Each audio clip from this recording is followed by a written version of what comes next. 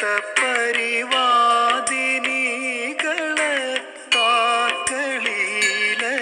കലാ കുതൂഹല സാത്വികീ ഗുണവിലാസ ചിത്രിത യാത്മന പരമ പാവനീ കലാ സാ ശിവാനി വിദധാതു ശാരദ ശാരദേന്ദു കിരണോജ്വലാകൃതി. ഓം ശ്രീ ഗുരുഭ്യോ നമഃ.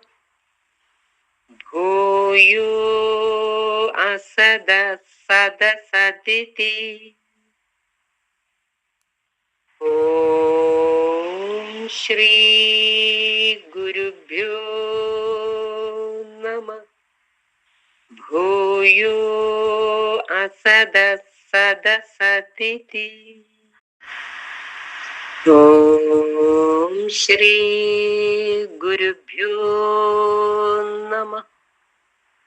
സച്ഛബ്ദാദയോ അസദഭാവശ്ചേതി. ഓം ശ്രീ ഗുരുഭ്യോ നമഃ. സച്ഛബ്ദാദയോ അസദഭാവശ്ചേതി. ഓം ശ്രീ ഗുരുഭ്യോ നമഃ. പൂർവം സതിതമനുസൃത്യ ചക്ഷുരാദയച്ചൈകം ചേതി. ഓം ശ്രീ ഗുരുഭ്യോ നമഃ. പൂർവം സതിതമനുസൃത്യ ചക്ഷുരാദയച്ചൈകം ചേതി. ഓം ശ്രീ ഗുരുഭ്യോ നമഃ. ജ്ഞാതൃജ്ഞാനയോരന്യോന്യ വിഷയ വിഷയിത്വാൻ മിഥുനത്വമിതി.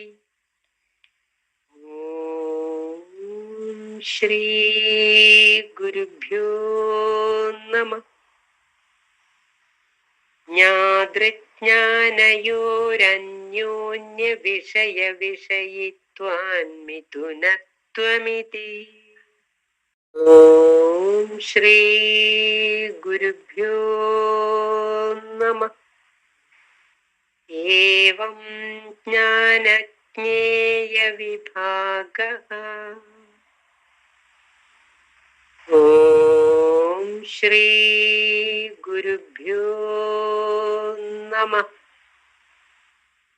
ഏവം ജ്ഞാനജ്ഞേയ വിഭാഗഃ. ഓം സർവശ്രുതിശിരോരത്ന സമുദ്ഭാസിതമൂർത്തയേ വേദാന്താംബുജസൂര്യായ തസ്മൈ ശ്രീഗുരവേ നമഃ. ഓം നമഃ പരമർഷിഭ്യോ നമഃ പരമർഷിഭ്യഃ. ഓം ശ്രീനാരായണ പരമഗുരവേ നമഃ. ഗുരുപാദങ്ങളിൽ പ്രണാമം. സജ്ജനങ്ങൾക്ക് ഏവർക്കും വന്ദനം.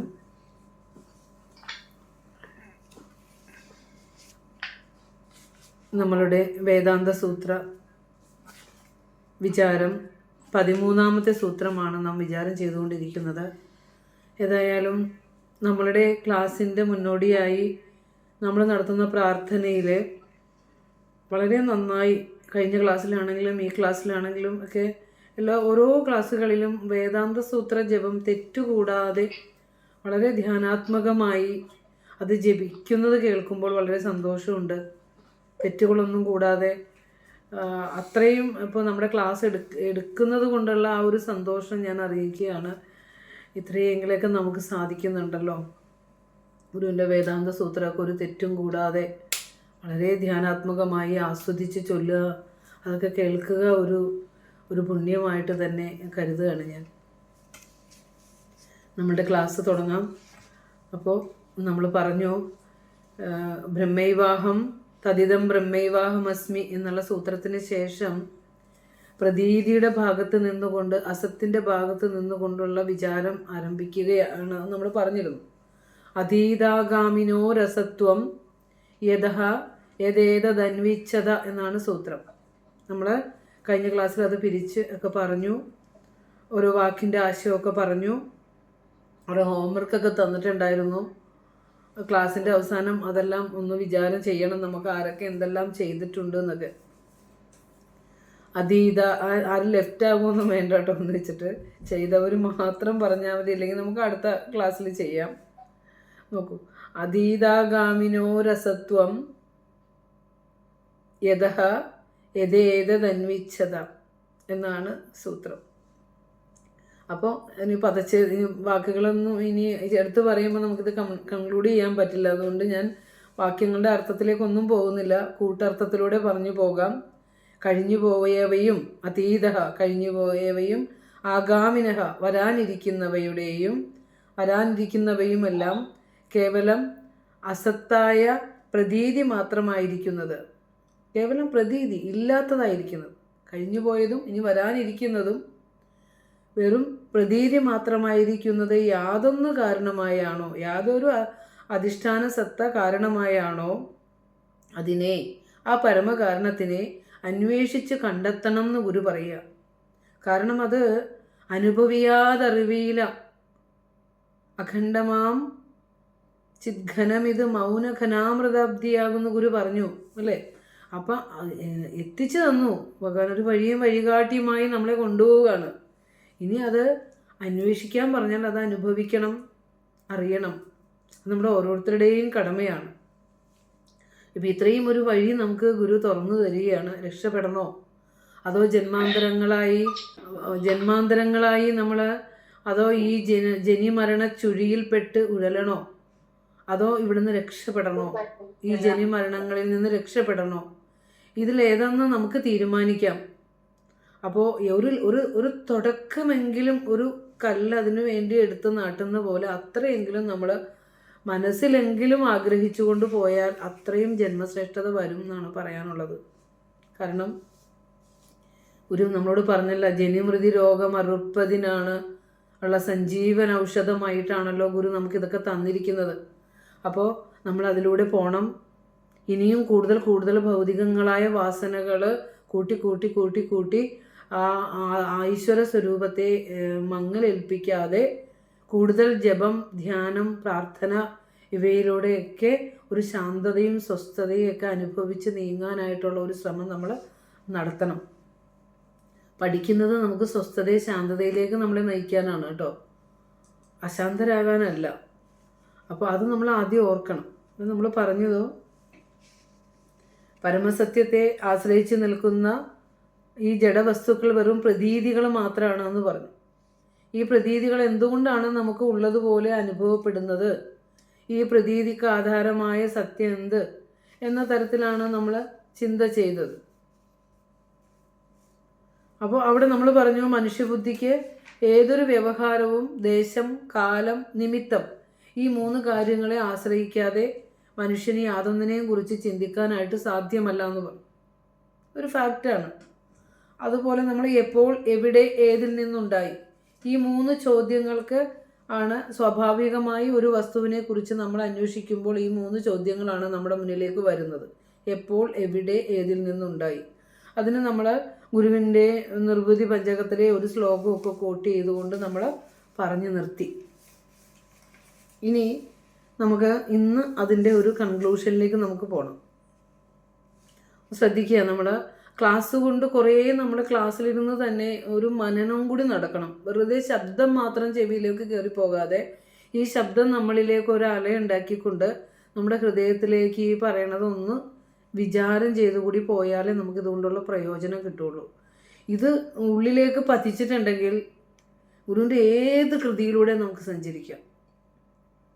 ഇനി ഒരു സഹായം വേണ്ട, ഒരു വ്യാഖ്യാനത്തിൻ്റെ പോലും ആവശ്യം നമുക്ക് വരില്ല ശ്രദ്ധിച്ച് കേട്ടാൽ. കാരണം അത്രയും ശ്രേഷ്ഠമായ പ്രൗഢമായ ഗുരുവിൻ്റെ വേദാന്ത സൂത്രം ആണ് നമ്മൾ വിചാരം ചെയ്യണത്. നമ്മൾ പറയാണ് അതീതമായത്, അതായത് ഭൂതം അല്ലേ, ഭൂതമാണ് അല്ലേ, കഴിഞ്ഞതാണ്, പാസ്റ്റാണ്, അത് കഴിഞ്ഞു പോയതാണ്. ശ്രദ്ധിക്കണം, അതെങ്ങനെ ഉള്ളതാവും? കഴിഞ്ഞു പോയത് എങ്ങനെ ഉള്ളതാകണത്? നമ്മളിപ്പോൾ ഈ കഴിഞ്ഞു പോയതിൽ ജീവിക്കരുത്. കഴിഞ്ഞു പോയത് കഴിഞ്ഞു അല്ലേ, അതിനെ വിടാൻ, മനസ്സുകൊണ്ട് വിടാനൊരു തയ്യാറെടുപ്പ് എടുക്കേണ്ടിയിരിക്കുന്നു. ഇനി ഭാവിയെക്കുറിച്ച് ചിന്തിക്കാൻ നമ്മൾ ആരാ? ഈ ശരീരം പോലും നമ്മുടെയല്ല. ഇത് നനച്ചിരിക്കാതെ വന്നു, നനച്ചിരിക്കാതെ അങ്ങോട്ട് പോകും. നമ്മൾ ആ ചിന്തിച്ചിട്ടല്ല ഈ ശരീരം ഇങ്ങനെ പ്രവർത്തിക്കുന്നത്. നമുക്കൊരു റോളും അവിടെ ഇല്ല എന്ന് തന്നെ അറിയണം. അപ്പോൾ ഇവിടെ പറയേണ്ടത് ഭാവി എന്ന് പറഞ്ഞാൽ വരാനിരിക്കുന്നതാണ്. നമ്മളിത് കണക്ക് കൂട്ടാൻ ആളല്ല എന്ന് ആദ്യം അറിയുക. അപ്പോൾ ഭാവി വരാനിരിക്കുന്നത്, ഭൂതം പിന്നെ കഴിഞ്ഞു പോയത് അത് എങ്ങനെ ഉള്ളതാകും ഗുരു ചോദിക്കുക. അതുപോലെ തന്നെ ഭാവി എന്ന് പറഞ്ഞാൽ വരാനിരിക്കുന്നതാണ്, അതെങ്ങനെ ഉള്ളതാകും? എന്നിട്ട് ചിന്തിക്കുക, ഭൂതകാലത്തെ പറ്റിയുള്ള ഓർമ്മകളും ഭാവി കാലത്തെ പറ്റിയുള്ള ആകാംക്ഷകളും എല്ലാം ഉണ്ടാകുന്നത് വർത്തമാനകാലത്തിലാണ്. അത് ശ്രദ്ധിക്കണം. ഭൂതകാലത്തെ പറ്റിയുള്ള ഓർമ്മകളും ഭാവി കാലത്തെ പറ്റിയുള്ള ചിന്തകളും ആകാംക്ഷകളും അല്ലെ ആശങ്കകളും എല്ലാം നമ്മളെപ്പോഴും ഇപ്പോൾ ഇന്ന് ഈ പ്രസൻറ്റ് ഈ നിമിഷം സുഖമാണെങ്കിൽ പോലും നമ്മൾ ആ സുഖത്തെ അനുഭവിക്കില്ല. ഇപ്പോൾ എനിക്കൊരു പ്രോബ്ലം ഇല്ല, എനിക്ക് ഉണ്ണാനുണ്ട്, ഉടുക്കാനുണ്ട്, സമാധാനമായിട്ട് ഉറങ്ങാൻ കിടക്കാം എന്നെങ്കിൽ പോലും ആ നിമിഷം പോലും നമ്മൾ സന്തോഷിക്കില്ല. നമ്മൾ ഇന്നലെ കഴിഞ്ഞു പോയതിനെക്കുറിച്ചോ അല്ലെങ്കിൽ നാളെ വരാനിരിക്കുന്നതിനെക്കുറിച്ചോ ഓർത്ത് ദുഃഖിക്കുന്ന ഒരു സ്വഭാവമാണ് മനുഷ്യന് കോമൺ ആയിട്ടുള്ളൊരു സ്വഭാവമാണ്. അപ്പോൾ ഒന്നിനും സ്വസ്ഥമല്ലാത്തത് കൊണ്ടാണത്. കാരണം ഞാനാണ് ഇതിൻ്റെ എല്ലാം നടത്തിപ്പുകാരനെന്ന് ചിന്തിക്കുന്നതുകൊണ്ടാണ് നമുക്ക് സ്വസ്ഥത കിട്ടാത്തത്. അപ്പോൾ അതുകൊണ്ട് ആ നടത്തിപ്പ് ഈശ്വരന് വിട്ടുകൊടുക്കുക എന്നുള്ളതാണ് നമ്മൾ ചെയ്യേണ്ടതുള്ളത്.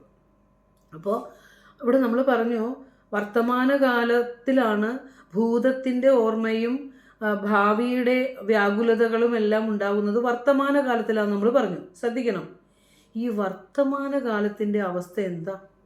നമ്മളിപ്പോൾ ഇരിക്കുന്ന ഈ വർത്തമാനകാലം പോലും നൈമിഷികമാണെന്ന് പറയുന്നത്. ഇന്നിപ്പോൾ ഈ ഒരു വാക്ക് പറഞ്ഞ് ഞാനല്ല അടുത്ത വാക്ക് പറയുമ്പോൾ ഉള്ളത്. അത്രയും നൈമിഷികമായിട്ട് നമ്മുടെ ശരീരം അനുനിമിഷം ചലിച്ച് നാം പരിണമിച്ചുകൊണ്ടിരിക്കുകയാണ്. ഓരോ കോശങ്ങളും നമ്മളിൽ ചലിച്ച് മാറിക്കൊണ്ടിരിക്കുകയാണ്. അപ്പോൾ ഇവിടെ പറയുകയാണ്, ഗുരു അതിനെക്കുറിച്ച് പറഞ്ഞു തന്നിട്ടുണ്ട്. വർത്തമാനം എന്ന് പറഞ്ഞാൽ തന്നെ മാനം ചെയ്യത്തക്ക വിധം വർത്തിക്കുന്നത് എന്ന് വെച്ചാൽ അളന്നറിയത്തക്കവണ്ണം വർത്തിക്കുന്നത് എന്നർത്ഥം. വർത്തമാനം എന്ന് പറഞ്ഞാൽ എന്താണ്? അപ്പോൾ പ്രസൻറ്റ് എന്ന് പറഞ്ഞാൽ എന്താ? നമുക്ക് മാനം ചെയ്യത്തക്ക വിധം വർത്തിക്കുന്നത് അല്ലെങ്കിൽ അളന്നറിയത്തക്കവണ്ണം വർത്തിക്കുന്നത് എന്നർത്ഥം. അതായത് ഭൗതികമായും മാനസികമായും ഒക്കെ നമ്മൾ നേരിട്ട് അനുഭവിച്ചറിയുന്നതിനെയാണ് നമ്മൾ വർത്തമാനം എന്ന് പറയുന്നത് അല്ലേ. ഇനി ഈ വർത്തമാന കാലത്തിൻ്റെ അവസ്ഥ പോലും ഗുരു പറയുക, ജനിസമയം സ്ഥിതിയില്ല ജന്മി അന്യക്ഷണമിതിലിരിപ്പത് എപ്രകാരം. അതായത് ജനിച്ച സമയത്ത് പോലും വർത്തമാനകാലത്തെ നമ്മൾ ഏതൊരു വസ്തുവിനെ പറയുമ്പോഴും അത് ഉണ്ടെന്ന് കാണുന്നതിന് മുൻപ് തന്നെ അത് ഭൂതമായിപ്പോയി, പാസ്റ്റായിപ്പോയി. വർത്തമാനകാലം പോലും നൈമിഷികമാണ്. നമ്മൾ ഓർത്തു ദുഃഖിക്കുന്ന പാസ്റ്റും ഫ്യൂച്ചറും ഒക്കെ ഈ വർത്തമാനകാലത്ത് ഇരുന്ന് ചിന്തിക്കുമ്പോൾ ഈ പ്രസൻറ്റ് പോലും ഒരു ക്ഷണനേരമുള്ളൂ, ക്ഷണനേരത്തിനുള്ളിൽ ചലിച്ച് ഭൂതമായിക്കൊണ്ടിരിക്കുക. വെറുതെ ഒന്ന് ആലോചിച്ച് നോക്കൂ. അതാണ് ഗുരു അന്വേഷിച്ചതാന്ന് പറഞ്ഞിട്ടുണ്ട്, ഒരു വാക്ക് പറഞ്ഞിട്ടുണ്ട്, അന്വേഷിക്കണം. ഇതല്ല എന്ന് ആർക്കെങ്കിലും ഏതെങ്കിലും യുക്തിക്ക് ഇതിനെ നിരോധിക്കാൻ സാധ്യമാകുമോ? ഇല്ല. അപ്പം ഇന്ന് ഈ ഒരു നിമിഷം കഴിഞ്ഞാൽ തൊട്ടടുത്ത നിമിഷത്തിലേക്ക് നമ്മൾ വന്നു കഴിഞ്ഞു അല്ലേ. ആ മറ്റേ നിമിഷം ഇനി നമ്മുടെ ലൈഫിലുണ്ടോ? ഇല്ല. അപ്പോൾ വർത്തമാനകാലവും ജനിസമയം സ്ഥിതിയില്ല ജന്മി അന്യക്ഷണം ഇതിലിരിപ്പത് എപ്രകാരം എന്ന ഗുരുവിൻ്റെ ആത്മോപദേശ ശതകത്തിലെ ആ ശ്ലോകത്തിലൂടെ ഗുരു പറയുകയാണ്, അത് ഉണ്ടെന്ന് കാണുന്നതിന് മുൻപ് തന്നെ ആ പ്രസൻറ്റ് പാസ്റ്റായി കഴിഞ്ഞിരിക്കുന്നു. ജനിച്ച് വീണ ആ സമയം പോലും അതിന് ആ നിലയില്ല എന്ന്. തൊട്ടടുത്ത നിമിഷം അത് പരിണമിച്ചുകൊണ്ടിരിക്കുന്നു എന്നാണ് പറയുന്നത്. പ്രപഞ്ചത്തിലെ എല്ലാ വസ്തുക്കളും അങ്ങനെയാണ്. അനുനിമിഷം ചലിച്ച് പരിണമിച്ച് അതിൻ്റെ സ്വഭാവമായ നാശത്തിലേക്ക് അത് കടന്നു പോയിക്കൊണ്ടിരിക്കും ഈ പ്രതീതികളെല്ലാം തന്നെ. അപ്പോൾ പറയാണ്, ഇത്ര കണ്ട് ക്ഷണികമായ ഒരു കാര്യം ഉണ്ടെന്ന് എങ്ങനെ പറയാനാവും? അപ്പോൾ വർത്തമാനകാലവും ഉണ്ടെന്ന് നമുക്ക് എങ്ങനെ പറയാൻ സാധിക്കും എന്നാണ് ഗുരു ആത്മോപദേശ ശതകത്തിലൂടെ നമ്മളോട് ചോദിക്കുന്നത്. അങ്ങനെയുള്ള ഈ നൈമിഷികമായ വർത്തമാനകാലത്തിൽ ഇരുന്നു കൊണ്ട് ഭൂതകാലത്തെ പറ്റിയും അല്ലെങ്കിൽ ഭാവിയെ പറ്റിയുള്ള പ്രതീക്ഷയൊക്കെ നാം വച്ച് പുലർത്തുന്നത് തികച്ചും നൈമിഷികമായ വർത്തമാനകാലത്തിൽ ഇരുന്നു കൊണ്ടാണ്. ഒരു യുക്തിയില്ലാത്ത കാര്യമാണ് നമ്മളിപ്പോൾ ചെയ്തുകൊണ്ടിരിക്കുന്നത്. യുക്തിയുള്ള കാര്യങ്ങൾ എന്താണെന്ന് നമ്മൾ അറിയുന്നുമില്ല, ചിന്തിക്കുന്നുമില്ല, അതിലേക്ക് നമ്മുടെ ശ്രദ്ധ വിട്ട് പോകുന്നുമില്ല. ഇത്ര ദുഃഖങ്ങൾ പേറിക്കൊണ്ടാണ് ഓരോ മനുഷ്യരും ഇവിടെ ജീവിക്കണത്. ഇതെല്ലാം വെറും ഈ പ്രതീതിയിലല്ലേ നമ്മൾ ദുഃഖിക്കുന്നത്. ഇപ്പോൾ ഗുരു ഇതെല്ലാം പറയുമ്പോൾ നമുക്ക് എത്ര ആശ്വാസമാണ് ഉള്ളിലേക്ക് വരുന്നത്.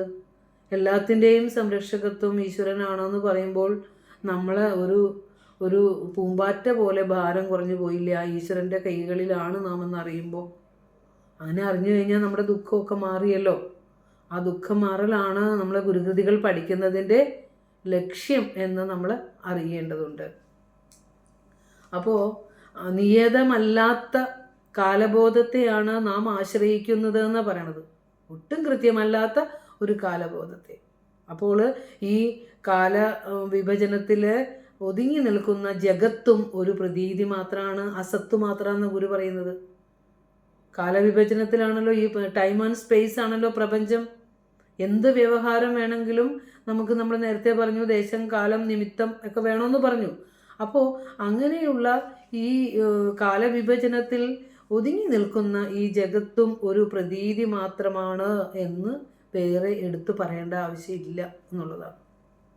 അപ്പോൾ അങ്ങനെയുള്ള ആ പ്രതീതി മാത്രമായ പ്രപഞ്ചത്തിൻ്റെ നിശ്ചലമായ അധിഷ്ഠാനമാണ് ബ്രഹ്മം. ആ നിശ്ചല അധിഷ്ഠാനമാണ് ബ്രഹ്മം. അപ്പോൾ ഇത് ഭൂതഭാവി വർത്തമാന കാലങ്ങളിലെല്ലാം ഒരുപോലെ നിറഞ്ഞു നിൽക്കുന്ന ഒന്നാണ് ബ്രഹ്മം.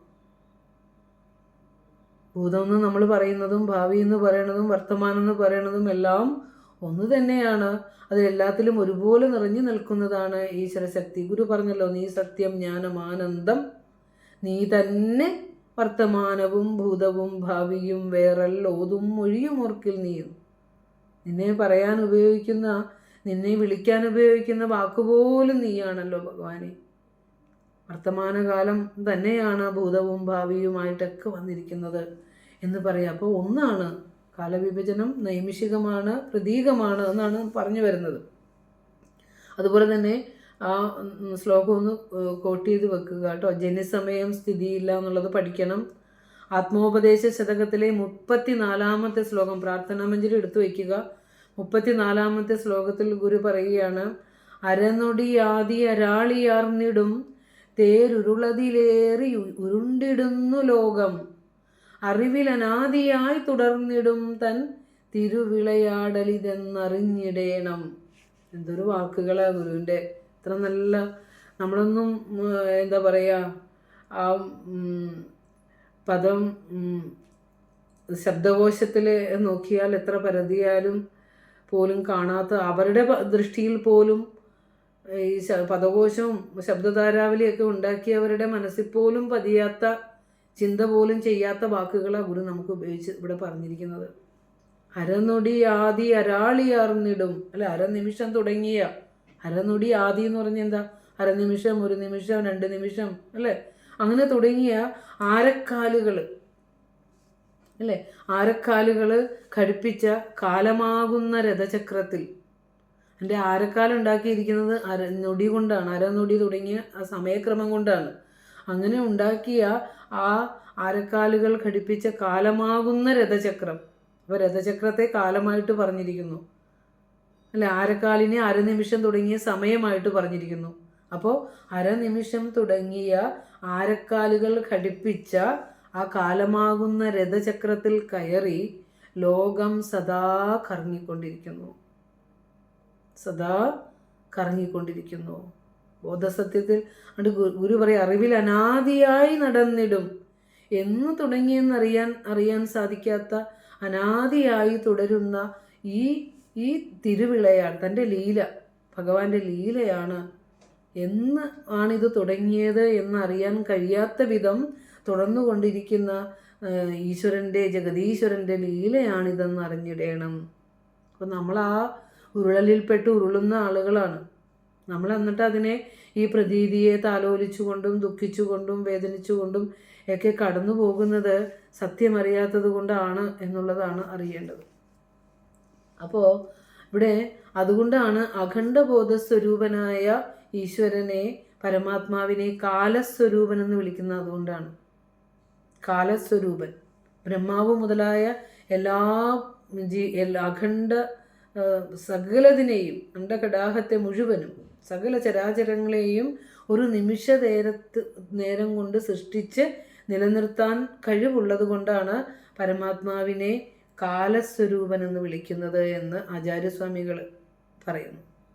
അതായത് അഖണ്ഡബോധ സ്വരൂപനായ പരമാത്മാവിനെ കാലസ്വരൂപൻ എന്ന് വിളിക്കാൻ കാരണം എന്താണ് എന്ന് പറയുമ്പോൾ പറയാണ്, ബ്രഹ്മാവ് മുതലായ എല്ലാ ഭൂതവർഗങ്ങളെയും ഒരു നിമിഷം കൊണ്ട് സൃഷ്ടിച്ച് നിലനിർത്താൻ കഴിവുള്ളത് കൊണ്ടാണ് പരമാത്മാവിനെ കാലസ്വരൂപൻ എന്ന് പറയുന്നത്. അതായത് ഗുരുക്കന്മാരുടെ എല്ലാം വിഷൻ ഒന്നാണ്. അതുകൊണ്ടാണല്ലോ ഗുരു പറഞ്ഞ സസർജ സർവം സങ്കല്പമാത്രേണ പരമേശ്വരകം അല്ലേ. ആ പരമേശ്വരനെ അറിഞ്ഞ് അനുഭവിച്ചത് കൊണ്ടാണ് ഒരു സങ്കല്പമാണെന്ന്. സങ്കല്പമാത്രേണ സസർജ പരമേശ്വര. അത് തന്നെയാണ് ഗുരു കോലതിദേശസ്തവം പറയുമ്പോൾ ഈ ലോകമശേഷം ക്ഷണമാത്രേണ സൃജിച്ച് ആരാലോകന മാത്രേണ ഭരിക്കുന്നനുവേലം അല്ലേ. ഒരു നോട്ടം മതി, ഒരു കടക്കൻ നോട്ടം മതി ഈ ലോകത്തെ പരിപാലിക്കാനും അല്ലേ. നമ്മൾ ഓരോ വ്യക്തികളായി അഹങ്കരിച്ച് ഈ ലോകത്തെ നന്നാക്കാനും സമൂഹത്തെ നന്നാക്കാനും ഒക്കെ നടക്കുമ്പോഴും ആ ഈശ്വരൻ്റെ കയ്യിൽ ഇങ്ങനെ അനുനിമിഷം ചലിച്ച് പരിണമിച്ചു കൊണ്ടിരിക്കുന്ന ഒരു പ്രതീതി മാത്രമാണ് നാം എന്നറിയുമ്പോൾ നമ്മുടെ അഹങ്കാരം ഈശ്വരൻ്റെ മുന്നിലേക്ക് സമർപ്പിക്കാനാവും നമുക്ക്. അതുപോലെ തന്നെ ആത്മോപദേശ ശതകത്തിലെ 58-ാമത്തെ ശ്ലോകത്തിലും ഗുരു ഇത് തന്നെ പറയുകയാണ്. നമ്മൾ ഈ മൂഢത്വത്തിൽ, ഈ പ്രതീതിയിൽ ഇരുന്നുകൊണ്ടാണല്ലോ യുദ്ധങ്ങളും കലഹങ്ങളൊക്കെ ഉണ്ടാവുന്നത്. രാത്രിയിൽ കിടന്നാൽ നേരം വെളുക്കുമ്പോൾ ഈ ലോകമുണ്ടോ, എവിടെയൊക്കെ എന്തൊക്കെ സംഭവിച്ചു എന്നുള്ള ഒരു ആകാംക്ഷയിലാണ് ഉണരണത് നമ്മൾ ഓരോരുത്തരും അല്ലേ. അപ്പോൾ പാതിരാത്രി എടുത്ത് മൊബൈൽ എങ്ങാനും ഒന്ന് ഉണരുവാണെന്ന് നോക്കിയാൽ എവിടെയെങ്കിലും എന്തെങ്കിലും ഉണ്ടായിട്ടുണ്ടോ എന്നുള്ള ഒരു ചിന്തയാണ് വരുന്നത് അല്ലേ. അപ്പോൾ എന്തുകൊണ്ടെന്ന് വെച്ചാൽ ഈ പ്രതീതിയിലാണ് ആളുകൾ ഈ കലഹങ്ങളും യുദ്ധങ്ങളും എല്ലാം നടന്നുകൊണ്ടിരിക്കുന്നത്. മനുഷ്യ മനസ്സൊന്ന് ബോധം ഉണ്ടായിരുന്നെങ്കിൽ എന്ന് പലപ്പോഴും നമ്മൾ ആഗ്രഹിച്ചു പോകും. ഇത്ര സമാധാനപരമായി ഈ ലോകത്ത് ജീവിക്കാമായിരുന്നു, എല്ലാവരും ഒരുപോലെ ഈ സത്യത്തെയൊക്കെ ഒന്ന് അറിഞ്ഞ് ജീവിച്ചിരുന്നെങ്കിൽ എന്ന് നമുക്ക് തോന്നും. അപ്പോൾ 58-ാമത്തെ ശ്ലോകത്തിൽ ഗുരു പറയുകയാണ്, നവനവം ഇന്നലെ ഇന്നു നാളെ മറ്റേ ദിവസം ഇതിങ്ങനെ ചിന്ത ചെയ്തിടാതെ അവിരതമെണ്ണി അളന്നിടുന്നതെല്ലാം ഭ്രമം ഒരു ഭേദവുമില്ലറിഞ്ഞിടേണം. നമ്മളിതൊക്കെ വായിക്കും, പക്ഷെ നമ്മൾ ഈ സമയത്ത് കിടന്ന് കളിച്ച് തിമിർക്കുന്നവരാണ് നമ്മളിതൊരു നേരം പോക്കിന് വേണ്ടി പഠിക്കണ പോലെ തോന്നും. അപ്പോൾ ഈ സമയത്തിൻ്റെയൊക്കെ വില ഇതെല്ലാം പഠിച്ചതിന് ശേഷവും പല സമയങ്ങളിലും നമ്മുടെ പെരുമാറ്റവും സംസാരവും ഒക്കെ കേൾക്കുമ്പോൾ നമുക്ക് തോന്നും ഇതൊന്നും ഉള്ളിൽ ചെന്നിട്ടില്ലേ എന്ന് നമുക്ക് പലപ്പോഴും തോന്നിപ്പോവും. അതായത് നവനവം ഇന്നലെ ഇന്നു നാളെ മറ്റേ ദിവസം അതിങ്ങനെ. ഗുരുവിൻ്റെ ഭാഷ നോക്കിയാൽ എല്ലാം ഒരുപോലെ ഉൾക്കൊണ്ടുകൊണ്ട് പറയുക. നവനവം പുതിയ ഓരോ ദിവസവും നമുക്ക് പുതിയതാണ്. ഇന്നലെ ഇന്നും നാളെയൊക്കെ പ്രതീക്ഷകളാണ് ഓരോ ദിവസവും. എന്തിനുള്ള പ്രതീക്ഷയാണെന്ന് അറിയില്ല. അപ്പോൾ അങ്ങനെ ഇന്നലെ ഇന്ന് നാളെ മറ്റേ ദിവസം ഇതിങ്ങനെ ചിന്ത ചെയ്തിടാതെ അല്ലെ, പുതിയതായി മാറി മാറി വന്നു ചേരുന്നവയാണ് ഇന്നലെയും ഇന്നും നാളെയും മറ്റേ ദിവസവും എല്ലാം പുതിയതാണ്, മാറി മാറി വന്നു ചേരുന്ന പുതുമയുള്ളതാണ് എന്നിങ്ങനെ എണ്ണി മാറ്റി ഇതിലൊക്കെ മോഹിച്ച് ഭ്രമിച്ച് തുടർച്ചയായി വേറെ വേറെ കണക്കാക്കുന്നത്. ഇന്നലെ വേറെ, ഇന്ന് വേറെ, നാളെ വേറെ, മറ്റേ ദിവസം വേറെ. വ്യത്യസ്തമായ അനുഭവങ്ങളുള്ള ഓരോ ദിവസങ്ങളും നമ്മളെ സംബന്ധിച്ചിടത്തോളം പുതിയതുമാണ്, വേറെയാണ്. പക്ഷെ ഗുരു പറയുകയാണ്, ഇത് മനസ്സിൻ്റെ വെറും ഭ്രമം മാത്രമാണ്. ഭ്രമം ഒരു ഭേദവുമില്ലറിഞ്ഞിടേണം. ഇന്നലെ ഇന്നും നാളെയും മറ്റേ ദിവസത്തിനൊന്നും ഒരു വ്യത്യാസവും ഇല്ല. നമ്മുടെ മനസ്സിൻ്റെ വികല്പവും ഭ്രമവും മാത്രമാണ് എന്ന് അറിഞ്ഞിടണം. ദേശകാല സങ്കല്പങ്ങൾ പ്രതീതിയാണെന്നും ഭ്രമമാണെന്നും ഗുരു നമ്മളോട് പറഞ്ഞു തരിക. എത്രയോ പുതുവത്സരങ്ങൾ കടന്നുപോയില്ലേ. ഓരോന്നും വരുമ്പോഴും പിന്നെയും നമ്മൾ ഭ്രമിക്കും, പിന്നെയും നമ്മൾ പ്രതീക്ഷ വെക്കും, പിന്നെയും നമ്മൾ ആശംസകൾ നേരും. അപ്പോൾ ഈ പ്രതീതിയിലാണ് നമ്മൾ ആശംസകൾ നടന്നുകൊണ്ടിരിക്കുന്നത് എന്ന് ഗുരു പറയുകയാണ്. അപ്പോൾ ഇതിലൊന്നും ഈ എണ്ണി തിട്ടപ്പെടുത്തുന്നതിലൊന്നും വസ്തുഭേദം ഒന്നിനും ഒരു ആത്മസത്യത്തിന് ഇന്നലെയും ഇന്നും നാളെയും മറ്റേ ദിവസത്തിനും ഒന്നും ഒരു വ്യത്യാസമില്ല. എല്ലാം ഒരുപോലെ തന്നെയാണ്. ഗുരു അങ്ങനെ ലോകത്തെ കണ്ടത്. ഗുരുവിൻ്റെ ദർശനമാണിത്. നമുക്കതുകൊണ്ടാണ് നമുക്ക് മനസ്സിലാവാത്തത്. നമ്മളിത് അനുഭവിക്കാത്തത് കൊണ്ടാണ് നമുക്കിത് മനസ്സിലാവാത്തത്. നമ്മളെ സംബന്ധിച്ചിടത്തോളം ഇന്നലെ തന്നെയാണ്, ഇന്നാണ്, നാളെ വേറെയാണ്, അല്ലേ? അപ്പോൾ അത് നമ്മൾ അതിനെ സമദൃഷ്ടിയോടെ കാണണമെങ്കിൽ സത്യം അറിയണം എന്നുള്ളതാണ്. അത് വിചാരം ചെയ്ത് ഉറപ്പിക്കണമെന്ന് ഗുരു പറയുകയാണത്. അപ്പോൾ ഇതൊക്കെ നമുക്ക് മഹാഗുരു നമുക്ക് ഓതി തന്ന ആ മഹത്തായ ശ്രേഷ്ഠമായ ഉപദേശങ്ങളായിട്ട് കണ്ടുകൊണ്ട് അന്വേഷിച്ചാൽ, സത്യം തിരഞ്ഞാൽ നമുക്ക് സത്യം പിടികിട്ടുകയും അത്തരത്തിലുള്ള ഒരു അന്വേഷണം നടത്തണമെന്നാണ് ഗുരു നമ്മളോട് പറയുന്നത്. ഈ പറഞ്ഞതെല്ലാം ഒന്ന് അന്വേഷിക്കേണ്ടതുണ്ട്, അല്ലേ? അപ്പോൾ അതീതവും ആഗാമിയുമായിട്ടുള്ളവ, കഴിഞ്ഞുപോയവയും വരാനിരിക്കുന്നവയും കേവലം അസത്തായ പ്രതീതി മാത്രമായിരിക്കുന്നത് യാതൊന്നു കാരണമായാണോ ആ അസത്തായി വരാനിരിക്കുന്നവയും കഴിഞ്ഞുപോയവയും ഇല്ലാത്തതാണെന്ന് നമ്മൾക്ക് പ്രതീതി ഉണ്ടാകുന്നതിന് അധിഷ്ഠാന കാരണമായ ആ സത്യത്തെ, ഇതില്ലാത്തതാണെന്ന് നമുക്ക് പറഞ്ഞു തരുന്ന ആ സത്യത്തെ അന്വേഷിക്കാൻ, അത്തരത്തിലൊരു അന്വേഷണം നടക്കുമ്പോൾ നമുക്ക് മനസ്സിലാകുന്ന കാര്യം എന്താണെന്നറിയോ?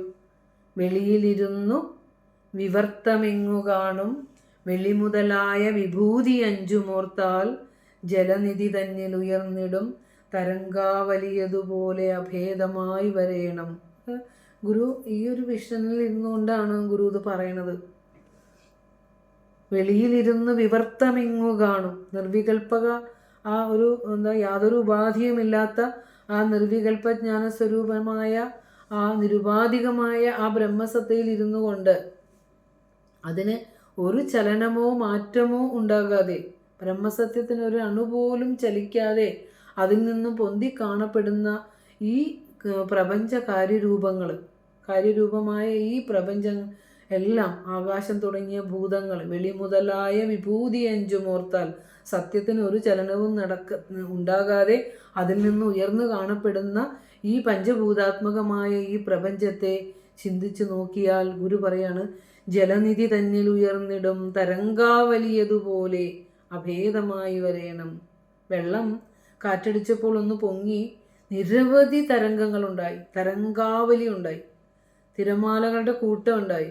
പക്ഷേ അതുപോലെ ആ തിരയും തിരമാലയും നുരയും കുമിളയും പതയും എല്ലാം വെള്ളം തന്നെ ഇത്തിരി നേരത്തേക്ക് വികാരപ്പെട്ടതാണ്, അല്ലേ? അത് തമ്മിൽ ഒരു ഭേദവും ഇല്ല, അഭേദമാണ്. തിരമാലയും നൂലാട തന്നിൽ ഉദകം നുര തന്നിൽ, ആ നുരയിലിരിക്കുന്നത് ഉദകം തന്നെ, വെള്ളം തന്നെയാണ്, ഒരു ഭേദവുമില്ല. അതുപോലെ രാമനും കൃഷ്ണനും ഗോവിന്ദനും സൂര്യചന്ദ്രാദി സമസ്ത ചരാചരങ്ങളുമായി മാറിയിരിക്കുന്നത് ഒരേ ഒരു ഈശ്വരസത്ത തന്നെയാണെന്നും അതിന് ലേശം പോലും മാറ്റമില്ല, സത്യം തന്നെയാണ് എന്നറിയണം. നാമവും രൂപവും മാത്രമാണ് പ്രതീതികളായിട്ട് ഇരിക്കുന്നത്. അങ്ങനെ അന്തിമ വിശകലനത്തിൽ നമുക്ക് മനസ്സിലാകുന്നത് ഏത് ഭ്രമവും, അധിഷ്ഠാന സത്തയിൽ നിന്ന് പൊന്തി കാണപ്പെടുന്ന ഏത് ബ്രഹ്മവും ആ അധിഷ്ഠാനം തന്നെയാണെന്നൊരു കൺക്ലൂഷനിലെത്തണം. അധിഷ്ഠാന സത്ത ആത്മസ്വരൂപമാണ്. അതിൽ നിന്ന് പൊന്തി കാണുന്ന ഏത് ഭ്രമവും അത് ആ അധിഷ്ഠാന സത്ത തന്നെ വികാരം കൊണ്ടതാണ്. അതിൽ നിന്ന് ഒട്ടും മാറ്റമില്ല എന്ന് അറിയണം എന്നാണ് ഇതിൻ്റെ സത്ത.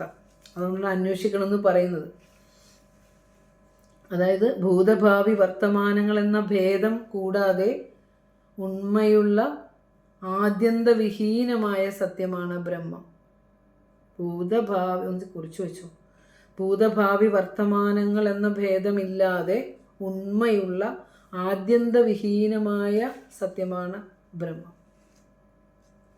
അങ്ങനെ ആ അദൃശ്യമായ ആ സത്യം, നമുക്ക് ഇന്ദ്രിയങ്ങൾ കൊണ്ട് ഗോചരമല്ലാത്ത ആ സത്യം ദൃശ്യമായപ്പോൾ, അല്ലേ, അചിന്ത്യമായ സത്യം ചിന്ത്യമായപ്പോൾ, ഏകമായത് അനേകമായപ്പോഴാണ് പ്രതീതികളായി ഇവിടെ വന്നത്. നമ്മുടെ മനസ്സിൽ ശ്രദ്ധിക്കണം.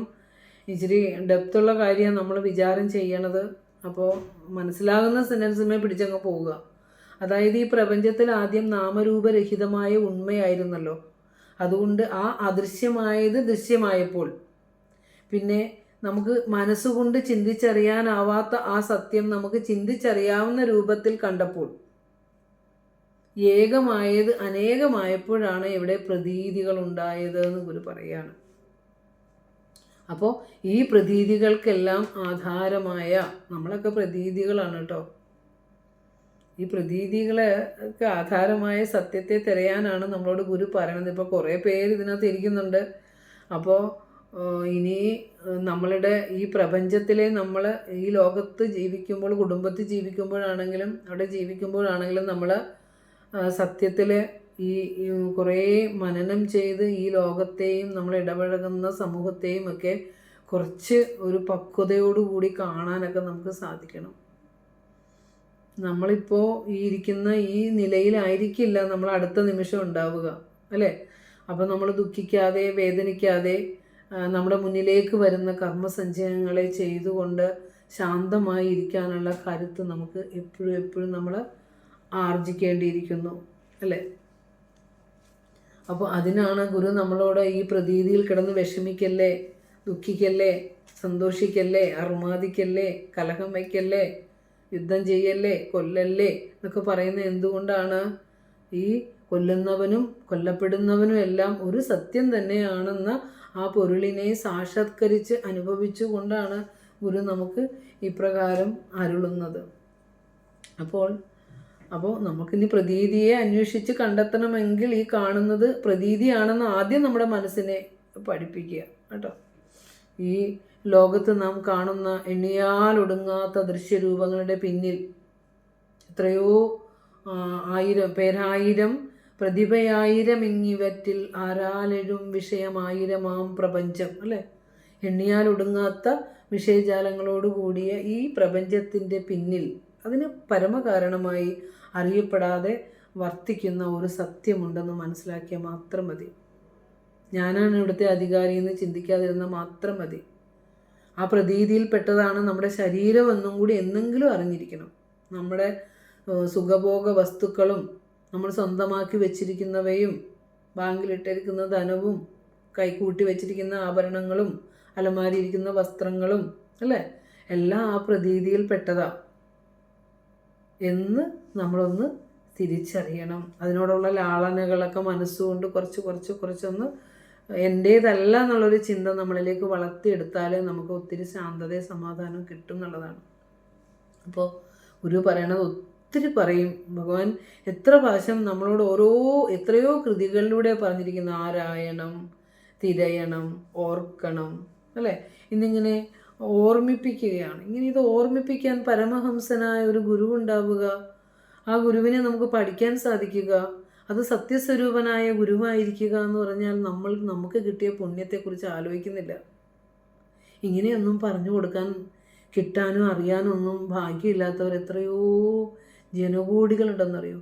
എത്രയോ ഉന്നത വിദ്യാഭ്യാസമുള്ളവർക്ക് പോലും ഇത്തരത്തിലുള്ളൊരു അറിവ് ചെവിയിൽ പതിയില്ല. അപ്പോൾ അത് പതിക്കാൻ ഭാഗ്യം കിട്ടിയവരുണ്ടല്ലോ, ഗുരുവിൻ്റെ അനുഗ്രഹമുള്ളവരാ. എത്രയോ ജന്മാന്തരങ്ങളായി ചെയ്ത സുഹൃതത്തിൻ്റെ ഫലമായിട്ടാണ് നമുക്ക് വേദാന്തമൊന്നും പഠിച്ച് നമുക്ക് എന്താ പറയുക പ്രസംഗിക്കാനൊന്നുമല്ല നമ്മളിത് പഠിക്കുന്നത്. നമ്മൾ ആരാണ്, നമ്മൾ ജീവിക്കുന്ന പ്രപഞ്ചം എന്താണ്, ഈ കാലഗതിയിൽ പെട്ടിരിക്കുന്ന ഇതൊക്കെ എന്താണ് എന്നൊന്ന് അറിഞ്ഞെങ്കിലും പോകണം. അത്രയേ ഉള്ളൂ. സത്യത്തെ അനുഭവിച്ചുകൊണ്ട് ഗുരു നമുക്ക് പറഞ്ഞു തന്നതിനെ നമ്മൾ പഠിക്കുമ്പോൾ തീർച്ചയായും ഇതൊരു ബ്രഹ്മ കടമാണ്, ബ്രഹ്മയജ്ഞാണ്. ഗുരു തന്നിരിക്കുന്നതിനെ നമ്മൾ ശ്രദ്ധയോടെ ഭക്തിയോടെ ഏറ്റുവാങ്ങി മനസ്സിലാകാത്തത് പോലും തുറിച്ചിരുന്നു കൊണ്ട് കേട്ട് ഒക്കെ നമ്മൾ ഇങ്ങനെ അനുഭവമില്ലാത്തതിനെയൊക്കെ പറയുന്നത് ഒരു ബ്രഹ്മയജ്ഞമാണ്. ജപവും പഠനവും പാഠനവും നാമജപവും ഒക്കെ ബ്രഹ്മയജ്ഞാണ്. ഗുരുവിന് നമ്മൾ ഇതെല്ലാം തന്ന മഹാഗുരുവിനോട് ചെയ്യുന്ന ആ വീട്ടുന്നൊരു കടം കൂടിയാണിത് എന്ന് നമ്മൾ ഓർക്കണം. അപ്പോൾ നമ്മളിപ്പോൾ പറഞ്ഞില്ലേ, കണ്ണുകൊണ്ട് കാണുന്നത് പോലും നിത്യമല്ല എന്ന് ഗുരു പറയുമ്പോൾ, ഇപ്പോൾ ഈ മൊബൈലിൻ്റെ മുമ്പിൽ എല്ലാവരും ഇരിക്കുന്നുണ്ട്. ഈ കണ്ണിൽ കാണുന്നതാണോ മൊബൈൽ? അല്ലല്ലോ. ആ കാണുന്ന പുറംചട്ടയ്ക്ക് അപ്പുറം ആ മൊബൈലിനെ പ്രവർത്തിപ്പിക്കുന്ന ഒരു ശക്തിയുണ്ട്. അതിന് നമ്മൾ ആരും തിരയാറില്ല. കയ്യിലൊരു വാച്ച് കെട്ടി ആ പുറംമൂടി മാത്രം കണ്ട് നമ്മൾ സമയം നോക്കി പോവും. അതിനെ പ്രവർത്തിക്കുന്ന എത്രയോ ഉപകരണങ്ങൾ അതിൻ്റെ അകത്ത് ഉണ്ട് എന്ന് നമ്മൾ ഒരിക്കലും ചിന്തിക്കാറില്ല. അതുപോലെ തന്നെ ഈ പ്രപഞ്ചമെന്ന ആ പ്രതീതി, അതിനാധാരമായി സർവാധിഷ്ഠാനമായ ഒരു സത്യമുണ്ട്. ആ സത്യമാണ് ഇങ്ങനെ മഴ പെയ്യ്ക്കുന്നതും മഞ്ഞ് വരുന്നതും പൂക്കൾ വിരിയുന്നതും ഫലമുണ്ടാവുന്നതും പഴയതിനെ എടുത്ത് പുതിയത് വരുന്നതും അല്ലേ. ഇപ്പം ഇങ്ങനെ ആ പ്രപഞ്ച സംവിധായകൻ ഇങ്ങനെ ഈ പ്രപഞ്ച വ്യവസ്ഥയെ നിലനിർത്തിക്കൊണ്ട് പോകുന്നു. ആ ഈശ്വരനെ അറിഞ്ഞ് ജീവിക്കണം എന്നുള്ളതാണ്. അപ്പോൾ ഗുരു നമ്മളോട് നേരത്തെ നമ്മൾ പറഞ്ഞു, ജനി നവരത്ന മഞ്ജരിയിലെ ശ്ലോകമൊക്കെ ഒന്ന് നോക്കാൻ പറഞ്ഞായിരുന്നു അല്ലേ. ദേശകാലങ്ങൾ മൃദുനൂലാല് നെയ്ത ലീലാപടം കളി വസ്ത്രം മാത്രമാണെന്ന് ഗുരു ജന്യ നവരത്ന മഞ്ജരിയിൽ പറഞ്ഞു തന്നിട്ടുണ്ട്. ഒരു ചിന്തകന് ഇത് യുക്തി ചിന്ത ചെയ്യുന്നവന് എളുപ്പത്തിൽ ഇത് മനസ്സിലാകും. ദേശവും കാലവും ഉപാധിയോട് കൂടിയതാണ്, സ്വാഭാവികമാണ്, സാപേക്ഷമാണ്, അനുഭവത്തോട് കൂടിയതാണ്. അല്ലാതെ അതിന് ഒരു സ്വന്തമായ നിലനിൽപ്പ് ഈ പ്രതീതിയിൽ പെടുന്ന ഒന്ന് തന്നെയാണ്. അതിനപ്പുറം ഒരു നിലനിൽപ്പ് ദേശത്തിനും കാലത്തിനും ഇല്ല. അപ്പോൾ നമ്മളിപ്പോൾ പ്രപഞ്ചത്തിലുണ്ടാകുന്ന ഓരോ സംഭവങ്ങളും നമ്മൾ ജീവിക്കുമ്പോൾ, ഈ ലോകത്ത് ജീവിക്കുമ്പോൾ നമ്മുടെ ജീവിതത്തിൽ വന്നുപെടുന്ന ഓരോ സംഭവങ്ങളും ഒരു വ്യവസ്ഥയോടെ ചേർത്ത് വെച്ച് മനസ്സിലാക്കുന്നതിനെയാണ് നാം കാലം എന്ന് പറയുക. ആനുപൂർവികതയോടെ ഓരോ കാര്യങ്ങളെയും ചേർത്ത് വെച്ച് നമ്മൾ മനസ്സിലാക്കുമ്പോൾ അത് കാലമായി. പോലെ ഞാൻ 1-ാം ക്ലാസ്സിൽ പഠിച്ചു, 2-ാം ക്ലാസ്സിൽ പഠിച്ചു, ഞാൻ ഇത്രയും വയസ്സിൽ ഇന്നത്, ഇത്രയും വയസ്സിൽ ഇന്നത്. അപ്പോൾ അതിങ്ങനെ ക്രമത്തിൽ നമ്മുടെ മനസ്സിൽ നമ്മൾ ഓരോന്നിനെയും ചേർത്ത് വെക്കുന്നതിനെയാണ് കാലമെന്ന് വിളിക്കുന്നത് എന്ന് ഗുരു നമുക്ക് വ്യാഖ്യാനത്തിൽ പറഞ്ഞു തന്നിട്ടുണ്ട്. അപ്പോൾ നാം അത് ഒരു മാനസികമായ വ്യാപാരം കൂടിയാണ്. ഒരു മനസ്സാണ് കാലത്തെ സൃഷ്ടിക്കുന്നതെന്നാണ്, മാനസികമായ ഒരു വ്യാപാരം കൂടിയാണ്. അപ്പോൾ ആ മാനസിക ഭാവം അനുസരിച്ച് കാലാനുഭവത്തിനും മാറ്റം വരും എന്നാണ് പറയുന്നത്. കറക്റ്റ് അല്ലേ അത്? നമ്മളിപ്പോൾ എവിടെയെങ്കിലും ഒരു മരണ വീട്ടിൽ ചെന്നിരിക്കുകയാണെങ്കിൽ നമുക്ക് പെട്ടെന്ന് അവിടെ നിന്ന് പോന്നാൽ മതിയെന്നാവും അല്ലേ. അപ്പം നമുക്ക് എത്ര നോക്കിയാലും സമയം പോകുന്നില്ല. ഇപ്പോൾ 2 മണിക്കാണ് ഫ്യൂണറൽ എന്ന് പറഞ്ഞാൽ നമ്മൾ ആ 2 മണി എന്ത് ചെയ്താൽ വായിച്ചാലാവില്ല. കാരണം നമുക്ക് നിൽക്കാൻ ഇടവില്ലാത്ത ആ ദുഃഖിപ്പിക്കുന്ന ഇടത്ത് നമുക്ക് നിൽക്കാൻ ഇടയില്ല. അപ്പോൾ സമയം പോവില്ല. നമ്മൾ നമ്മുടെ സുഹൃത്തുക്കളോടോ അല്ലെങ്കിൽ ഒരു സത്സംഗത്തിൽ ഏർപ്പെട്ട എല്ലാവരും കൂടി നമ്മളൊരു നല്ല സത്സംഗം കേട്ടുകൊണ്ടിരിക്കുകയാണെങ്കിൽ ഇത്ര സമയം പോയോ എന്ന് ചോദിക്കും അല്ലേ. അപ്പോൾ അത് ഈ ഓരോരോ ഉപാധിയെ ആശ്രയിച്ചു കൊണ്ടുള്ള മനസ്സിൻ്റെ ഭ്രമമാണ് കാലസങ്കല്പം എന്നുള്ളതാണ് എന്ന് പറയുകയാണ്. അത് ഗുരു പറഞ്ഞിരിക്കുന്നത് എവിടെയാണെന്ന് പറയാമോ? മാനസിക ഭാവം അനുസരിച്ച് കാലാനുഭവത്തിനും മാറ്റം ഉണ്ടാകുമെന്ന് ഗുരു പറഞ്ഞിട്ടുണ്ടല്ലോ. അതെവിടെയാണ് പറഞ്ഞിരിക്കുന്നത്?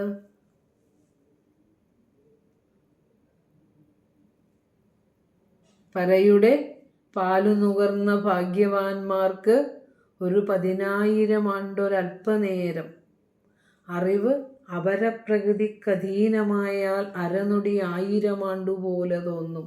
കണ്ടോ? അപ്പോൾ ഈ ദേശവും കാലവും ഒക്കെ സങ്കല്പം മനസ്സിൻ്റെ ഭ്രമം തന്നെയാണ്. നമ്മൾ ഓരോ സംഭവങ്ങളെ അനുപൂർവികമായി ചേർത്ത് വെക്കുമ്പോൾ അതിനെ നമ്മൾ കാലം പേരിട്ട് വിളിക്കുക. ഗുരു പറയാണ് എങ്ങനെയാണ് ഇതൊക്കെ എത്ര അത് ഗുരു അതിലൂടെ ആത്മോപദേശത്തിലൂടെ തന്നിട്ട് അതൊരു സൂത്ര രൂപത്തിലും കൂടി ഘടിപ്പിച്ച് വെച്ചേക്കുന്നത് കാണുമ്പോഴാണ് നമുക്ക് അത്ഭുതം തോന്നുന്നത്. എങ്ങനെയാ ഭഗവാൻ എന്ത് അത്ഭുതമാണ് കാണിച്ചു വെച്ചിരിക്കുന്നതെന്ന് നമുക്ക് തോന്നും അല്ലേ. പോലെ പരയുടെ പാല് നുകർന്ന ഭാഗ്യവാന്മാർക്ക് ആ പരമാനന്ദം അനുഭവിച്ച് അതായി മാറിയ ആ പരമഭാഗ്യവാന്മാർക്ക് ഒരു 10,000 ആണ്ട് ഒരു അല്പനേരം, 10,000 ആണ്ട് ഇരുന്നാലും അല്പനേരം. നമ്മൾ ചോദിക്കാറില്ല ഗുരു എങ്ങനെ മരുത്വാമല 5 വർഷം ഇരുന്നു അല്ലേ? ഗുരു 5 വർഷമല്ല, ഗുരു 73 വർഷം വരെയുള്ള അവിടുത്തെ ജീവിതകാലം മുഴുവനും ഈ പരമാത്മ അനുഭൂതിയിൽ തന്നെയായിരുന്നു ഇരുന്നത് അല്ലേ. അവിടെ കുറച്ചൊന്ന് ഏകാഗ്രമായി എന്നേ ഉള്ളൂ. പക്ഷെ അവിടെ അപ്പോൾ അവിടെയൊക്കെ ചിലപ്പോൾ അര നിമിഷം പോലും തോന്നിയിട്ടുണ്ടാവില്ല. എങ്ങനെ ഇരുന്നു നമ്മൾ ചോദിക്കുന്നവർക്ക് ആ മനസ്സിൻ്റെ ഭ്രമമാണത് അല്ലേ. അപ്പം അത് ഗുരുവിൻ്റെ ഈ കൃതിയൊക്കെ പഠിക്കുമ്പോൾ നമുക്ക് തോന്നും മരുത്വാമലയിൽ നിന്ന് അവിടുന്ന് ലോകസംഗ്രഹ പ്രവർത്തനങ്ങൾ ചെയ്യാനുള്ളത് കൊണ്ടാണ് അവിടുന്ന് ഇറങ്ങിയത്. അവതാര ഉദ്ദേശം സമ്പൂർണ്ണമാക്കാനുള്ളത് കൊണ്ടാണ് അവിടുന്ന് ഇറങ്ങിയത്. അല്ലെങ്കിൽ ആ ആനന്ദത്തിൽ ഗുരുവിന് ഇരിക്കായിരുന്നല്ലോ അവിടെ. ആ പരയുടെ പാല് നുകർന്ന് ആനന്ദ അതിരേകത്തിൽ അവിടെ ഇരിക്കാമായിരുന്നു. അപ്പോൾ ഒരു അല്പനേരം പരയുടെ പാല് നുകർന്ന ഭാഗ്യവാന്മാർക്ക് ഒരു 10,000 ആണ്ട് ഒരല്പനേരം, 10,000 വർഷം അല്പനേരം പോലെ കടന്നു പോകുന്നു. ഓ, അറിവ് അപരപ്രകൃതിക്കധീനമായാൽ അവിടെയാണ് കിടക്കണേ. ഗുരുവിൻ്റെ അനുഭവമാണ് ആദ്യത്തെ 2 വരി, അവസാനത്തെ 2 വരി നമ്മുടെ അനുഭവമാണ്. അപരപ്രകൃതിക്കധീനമായ അല്ലേ, പരാപ്രകൃതിക്കധീനമായാലാണ് ആനന്ദം ഉണ്ടാവുക. അപരം എന്ന് പറഞ്ഞാൽ എന്താ? പരയുടെ വിപരീതമായിട്ടുള്ള ഈ പ്രതീതിയിൽ പെട്ട് ജീവിക്കുന്നവർക്ക് എത്ര ശാരീരിക അസ്വസ്ഥതകളാണ് ഓരോ മനുഷ്യർക്കും. പലപ്പോഴും ഒരു നിമിഷം, ഒരു ദിവസം ഒന്ന് നേരം വെളുപ്പിക്കാൻ കഷ്ടപ്പെടുന്ന ഓരോരുത്തരുടെ വേദനകൾ കാണുമ്പോൾ നമ്മൾ ഓർക്കും എത്ര ദുഃഖമയമാണ് ഈ പ്രാപഞ്ചിക ജീവിതം എന്ന് നമുക്ക് തോന്നും പലപ്പോഴും അല്ലേ. അവിടെയും നമുക്കിങ്ങനെ ആനന്ദമായി ഇരിക്കാനൊക്കെ പറ്റിയ സത്സംഗങ്ങളെല്ലാം കിട്ടുമ്പോൾ എത്ര സന്തോഷമാണ് കിട്ടുന്നത് അല്ലേ. അതിൽ ഇഷ്ടമുള്ളവർക്ക് അതിലിങ്ങനെ രമിച്ചിരിക്കുമ്പോൾ നമ്മുടെ ദുഃഖങ്ങളെല്ലാം നമ്മൾ മറന്നു പോകും. അപ്പോൾ അതുകൊണ്ടാണ് നമ്മൾ ഈ സത്സംഗത്തിലേക്കൊക്കെ എത്തണമെന്നും ആധ്യാത്മികമായ ഒരു വെളിച്ചം നമ്മുടെ ജീവിതത്തിലേക്ക് വീശണം എന്നൊക്കെ പറയുന്നത് അതുകൊണ്ടാണ്. അപ്പോൾ അറിവ് അപരപ്രകൃതിക്ക് അധീനമായാൽ എന്താ സംഭവിക്കുക? ഈ പ്രപഞ്ച പ്രതീതിയിൽ പെട്ടുപോയാൽ, ഈ പ്രപഞ്ചത്തിൽ കാണുന്ന സകലതും സത്യമാണെന്ന് വിശ്വസിച്ചു പോയാൽ അരനൊടി 1000 ആണ്ട് പോലെ തോന്നും. ഒരു അരനിമിഷം ജീവിക്കുമ്പോൾ പോലും 1000 വർഷം ജീവിച്ച പോലെയുള്ള പ്രതീതിയായിരിക്കും ഉണ്ടാവുക. എത്രയോ കുടുംബങ്ങളുണ്ടെന്നറിയോ അങ്ങനെ. നമ്മളൊക്കെ ഇത്തിരിയൊക്കെ ശാന്തതയും സ്വസ്ഥതയും അനുഭവിക്കുന്നതുകൊണ്ട് നമുക്കതറിയില്ല. ഒരു ദിവസം ഒന്ന് ഇരുണ്ട് വെളുപ്പിക്കാൻ കഷ്ടപ്പെടുന്ന വേദനകൾ അല്ലേ. മുഴുവൻ സമയം, ജീവിതത്തിൻ്റെ മുഴുവൻ സമയവും അസുഖമുള്ളവരെ പരിപാലിക്കുന്ന നമ്മളെ ഹോസ്പിറ്റലുകളിലൊക്കെ ഒന്ന് പോയി നോക്കിയാൽ നമുക്ക് അറിയാൻ സാധിക്കും. ഒരു നിമിഷം ഒന്ന് വേദനയില്ലാതെ കഴിയണേ എന്ന് പ്രാർത്ഥിക്കുന്ന എത്രയോ ജന്മങ്ങളുണ്ട് അല്ലേ. അപ്പോൾ നമുക്ക് പ്രാർത്ഥിക്കുക, അത്രയേ ഉള്ളൂ. ജീവിതം ശാന്തവും സ്വസ്ഥവും ഒക്കെ ആകണേ എന്ന് നമുക്ക് പ്രാർത്ഥിക്കാം.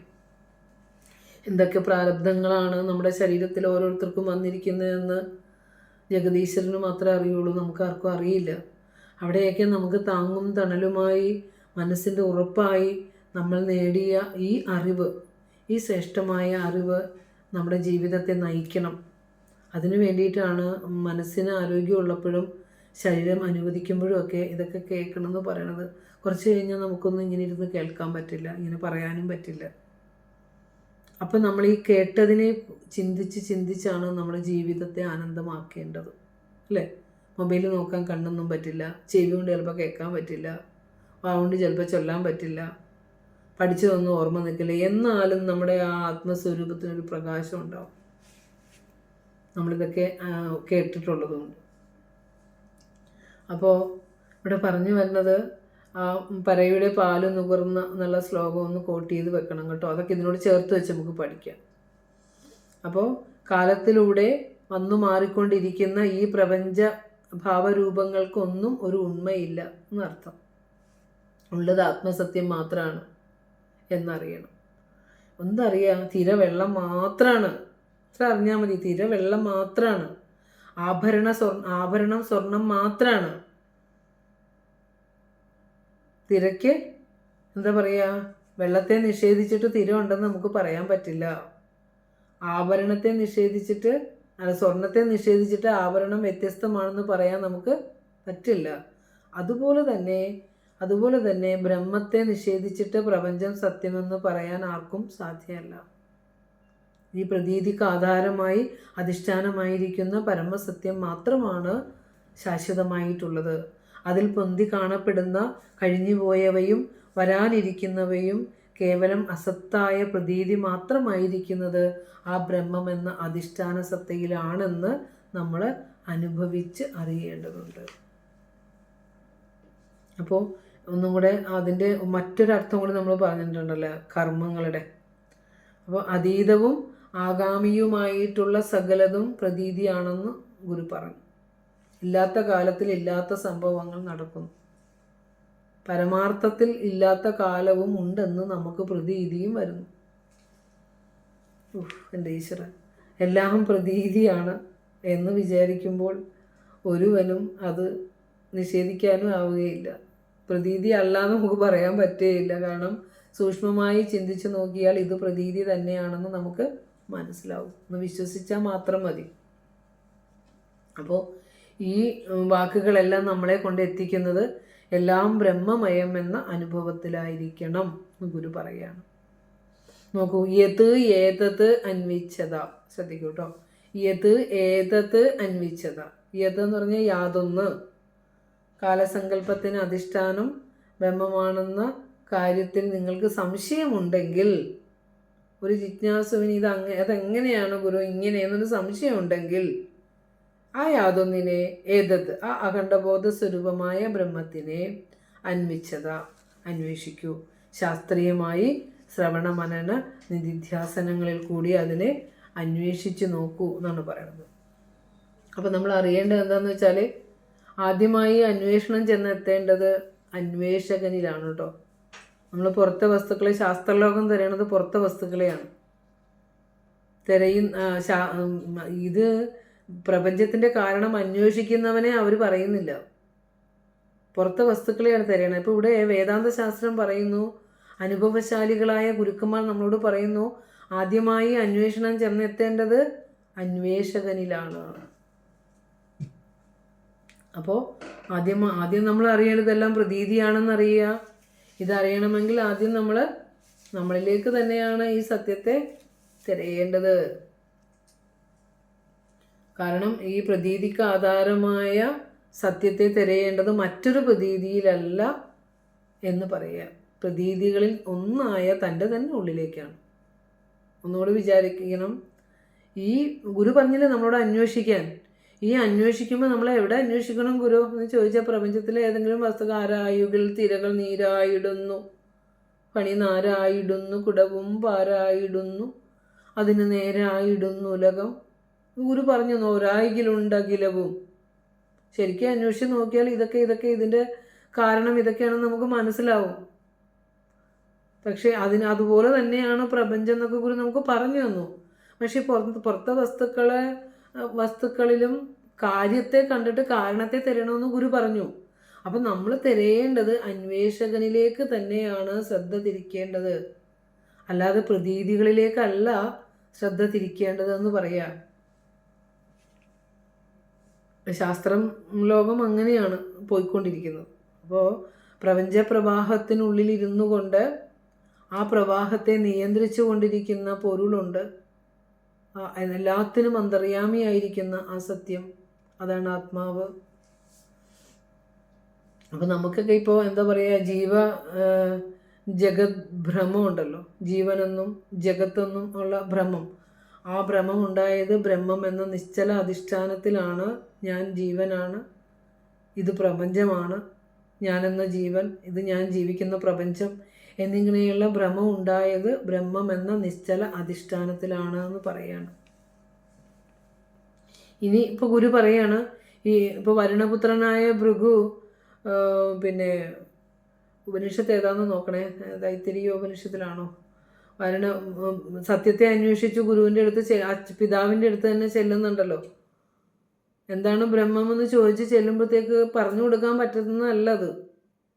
ഇതൊക്കെയാണ് ബ്രഹ്മം. ഇതിൻ്റെ നിർവചനം ഇതാണ്. ഈ കാണുന്നതെല്ലാം എന്തിൽ നിന്നുണ്ടായി, എന്തിൽ നിലനിന്ന് യാതൊന്നിലേക്ക് മറയുന്നുവോ അതാണ് ബ്രഹ്മം.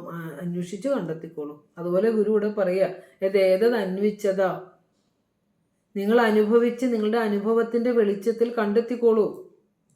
സ്വന്തം വാക്കുകളെ യുക്തി അനുസരിച്ച് മാത്രം വിശ്വസിക്കൂ എന്ന് പറഞ്ഞ ഋഷീശ്വരനാണ് ഗുരു. ഇതാണ് സത്യം, നിങ്ങൾ ഇതുപോലെ തന്നെ അങ്ങ് ചെയ്യൂന്നല്ല പറയണ. ഓർക്കൂ, അറിയൂ, അന്വേഷിക്കൂ, തിരയൂ. വസ്തുസത്തയില്ലാത്ത ഒരു കാര്യവും ഗുരു പറയില്ല. കാരണം നല്ല യുക്തിവാദി കൂടിയാണ് ഗുരു. അപ്പം നമ്മൾ ഈ പറഞ്ഞിരിക്കുന്നതെല്ലാം ഗുരുപദിഷ്ട വേദാന്ത വാക്യേഷു വിശ്വാസ ശ്രദ്ധ. ആ ശ്രദ്ധയോടുകൂടി നമ്മൾ ഇതിനെ തിരയേണ്ടിയിരിക്കുന്നു. മറ്റൊരു ചിന്തയും നമ്മുടെ ഉള്ളിലേക്ക് വരാനായിട്ട് പാടുള്ളതല്ല. കാരണം ഇതാണ് ഇതിൻ്റെ സത്യം എന്നാണ് നാം അറിയേണ്ടത്. അപ്പോൾ ഗുരു പറയാണ്, ഈ വിഷയത്തിൽ സംശയമുണ്ടെങ്കിൽ എന്താ പറയുക, ശാസ്ത്ര പഠനത്തിലൂടെ അന്വേഷിക്കുക, അല്ലെങ്കിൽ ആനുഭൂതികമായി അറിയുക, അല്ലേ? അത് ഗുരു നമ്മളോട് പറഞ്ഞു തരികയാണ്. ഇനിയിപ്പോൾ നമുക്ക് മറ്റൊരർത്ഥം കൂടി നമ്മൾ പറഞ്ഞല്ലോ ഇവിടെ.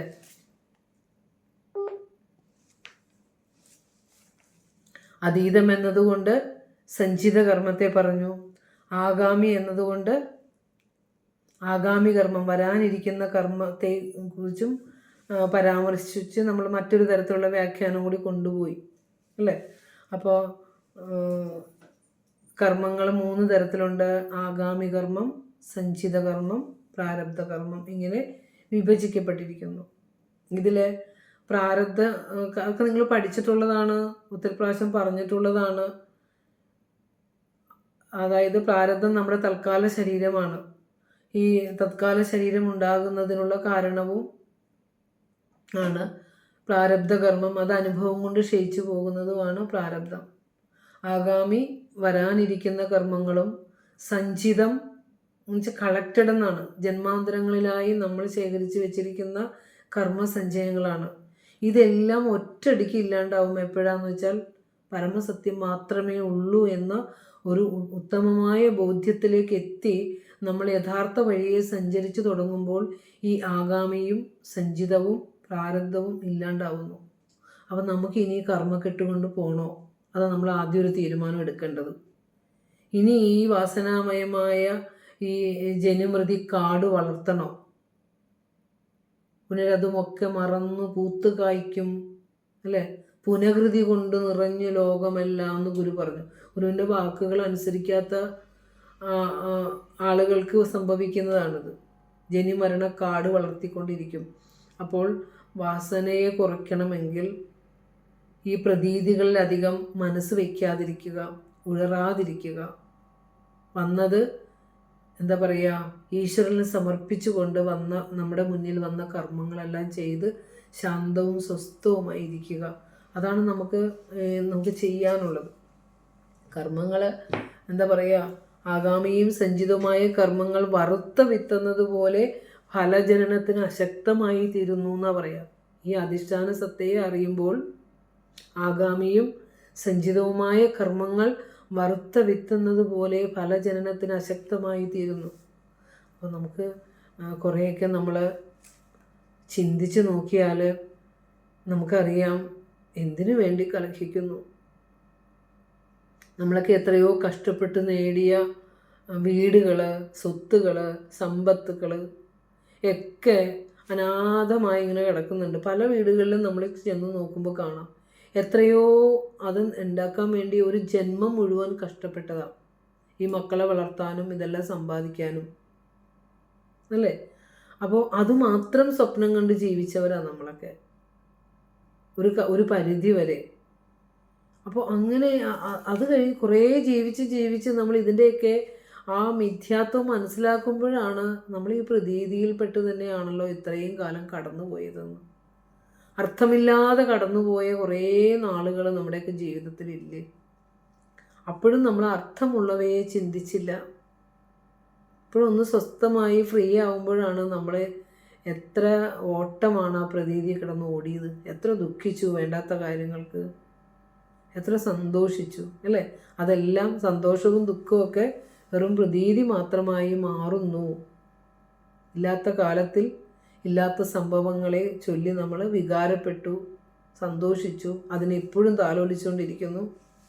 അപ്പോൾ ഈ താലോലക്കലൊക്കെ മാറ്റുക, നമ്മുടെ ഉള്ളിലിരിക്കുന്ന ആ സത്യം, ആ അധിഷ്ഠാന സത്ത, അതിനെ ഒന്ന് ധ്യാനിക്കാനും അറിയാനും കൂടുതൽ കൂടുതൽ പ്രകാശിപ്പിക്കാനും ഒക്കെ ആയിട്ട് നമ്മൾ നേരത്തെ ജപമൊക്കെ പറഞ്ഞിരുന്നു. എങ്ങനെയാണ് ധ്യാനിക്കാനിരിക്കേണ്ടത്, കുറച്ച് സമയം മനസ്സിനെ നിശ്ചല അധിഷ്ഠാനത്തിലൊന്ന് ഉറപ്പിക്കാനൊക്കെ ഒന്ന് പഠിക്കാൻ ശ്രമിക്കുക. നമ്മൾ അത്ര നേരമെങ്കിലും നമുക്ക് ഈ പ്രതീതിയിൽ നിന്നൊന്ന് ഒഴിഞ്ഞു നിൽക്കാൻ സാധ്യമാവുമല്ലോ. അപ്പോൾ അങ്ങനെയൊക്കെ കുറേ നമ്മൾ ശ്രദ്ധിക്കേണ്ടതുണ്ട്. അപ്പോൾ ബ്രഹ്മവിദ്യാ പഞ്ചകത്തിലെ ആ പ്രജ്ഞാനം ത്വഹമസ്മി എന്നൊക്കെ നമ്മൾ വിചാരം ചെയ്തതാണ് കേട്ടോ. അതൊന്നും കൂടി ഒന്ന് വായിച്ചു നോക്കുക. പ്രജ്ഞാനം ത്വഹമസ്മി തത്വമസി, അതിനകത്ത് ആഗാമിയും സഞ്ചിതവും പ്രാരബ്ധവുമായ കർമ്മങ്ങൾ ആ പരമസത്യത്തെ അറിയുമ്പോൾ ഇല്ല, ഉണ്ടാവില്ല എന്നൊക്കെ നമ്മൾ പഠിച്ചതാണ്. അപ്പോൾ ഏതായാലും കാലബോധമായാലും കർമ്മബോധമായാലും പരമസത്യത്തെ അറിഞ്ഞു കഴിയുമ്പോൾ അവയ്ക്കൊക്കെ അസത്വം, അവ ഇല്ലാത്തതാണെന്നും പ്രതീതിയാണെന്നും നമുക്ക് ബോധ്യപ്പെടും. അപ്പോൾ